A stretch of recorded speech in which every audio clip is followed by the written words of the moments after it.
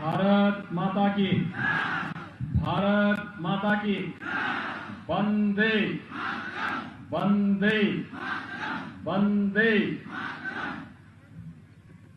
विकास का अभाव, जहां पे जाति, मत, मजहब, क्षेत्र, भाषा का कोई भी किसी प्रकार का भेदभाव न होगा। विकास सबका, सबका साथ, सबका विकास। विकास के पैमाने पर किसी के साथ भेदभाव नहीं, लेकिन विकास के नाम पर तुष्टीकरण भी नहीं, क्योंकि तुष्टीकरण की नीति ने ही तो भारत की अपूर्णीय क्षति की है। मैं देख रहा हूं, बांग्ला भाषी बोलने वाले बहुतायत लोग हैं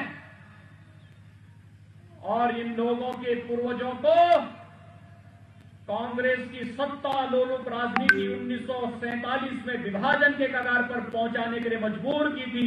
एक कांग्रेस की विभाजनकारी नीतियां सिर्फ देश को विभाजन के कगार पर पहुंचाई थी, अन्यथा बांग्लादेश और पाकिस्तान भी भारत का हिस्सा हुआ करता है।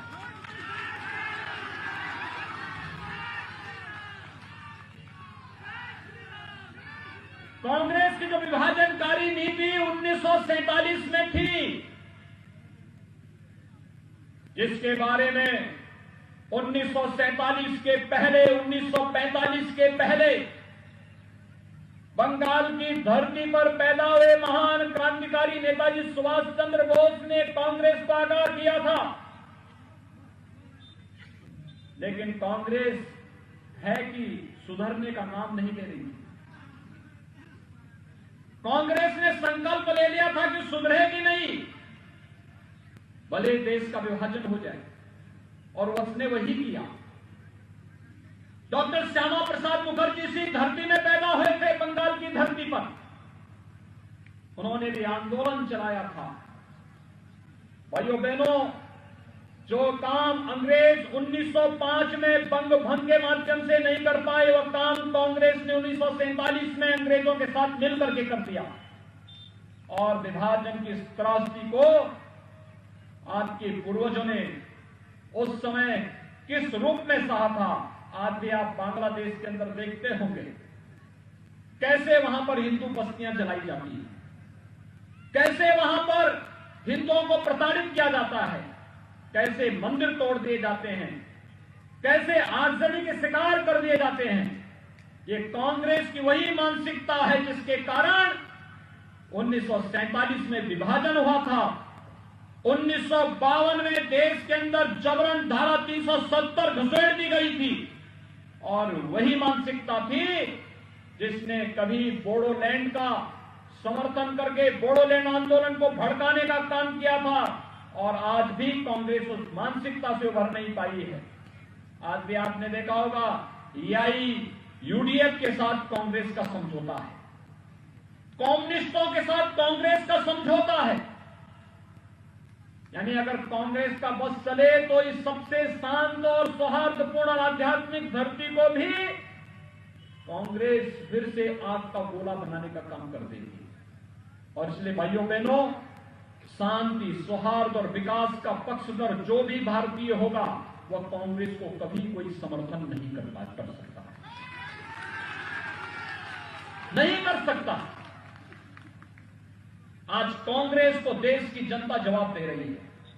2014 में देश की जनता ने मोदी जी का नेतृत्व स्वीकार किया। 2019 में फिर से प्रधानमंत्री मोदी जी के कार्यों पर देश की जनता ने मोहर लगाया। देश के अधिकांश प्रदेश भारतीय जनता पार्टी के नेतृत्व की सरकारें चला रही हैं। कांग्रेस धीरे धीरे करके सिमटती जा रही है, समाप्ति के कगार पर जा रही है। लेकिन इस सब के बावजूद कांग्रेस का नेतृत्व सुधरने वाला नहीं है। और भाइयों बहनों, जब कोई सुधरता नहीं है तो उसको सुधारने का बहुत प्रयास भी नहीं करना चाहिए, उसको छोड़ देना चाहिए उसकी।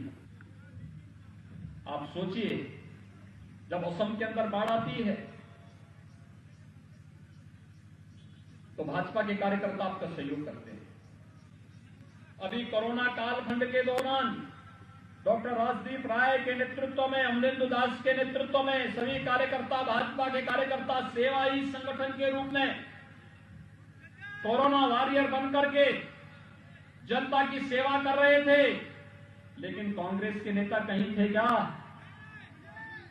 कांग्रेस के नेता कहीं सेवा का कार्य कर रहे थे? बाढ़ के समय कहीं कांग्रेस के नेता दिखाई देते थे?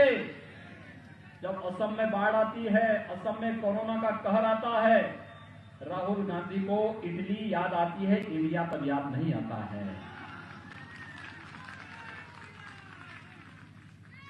तब कांग्रेस के नेता यहां से गायब रहते हैं, कोई दिल्ली में, कोई इटली में, कोई कहीं और जगह अपनी घूमता रहता है।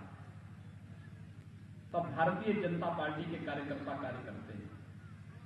और भाइयों बहनों, ऐसे ही राम मंदिर के निर्माण में भी कांग्रेस के लोग नहीं थे, ये लोग बाधा पैदा कर रहे थे।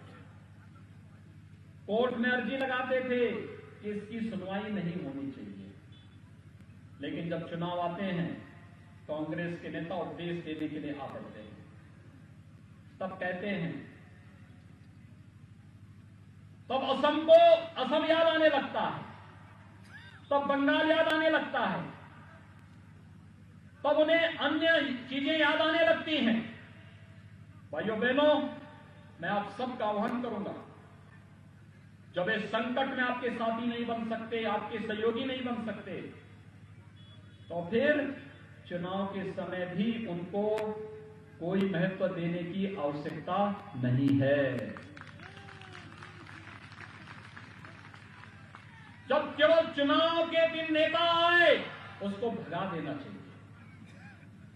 इस संकट में गायब रहते हैं वो लोग। जब संकट के समय वोट नहीं याद आता है, जनता याद नहीं आती है। जब असम के लोग बाढ़ से पीड़ित होते हैं, कोरोना के चपेट में आते हैं, तब कांग्रेस के नेता गायब रहते हैं। तब राहुल जी को नानी याद आती है। और आज जब चुनाव याद आते हैं, तब मंदिर भी याद आता है और तब असम भी याद आता है। अब ये नहीं चलेगा। और इसलिए भाइयों बहनों, मेरा आप सबसे अनुरोध होगा, विकास और शांति के लिए, असम को एक नई पहचान दिलाने के लिए भारतीय जनता पार्टी के प्रत्याशी श्री अमलेंदु दास को बरघोला विधानसभा क्षेत्र से भारी बहुमत से विजय दिलाने की अपील करता हूं।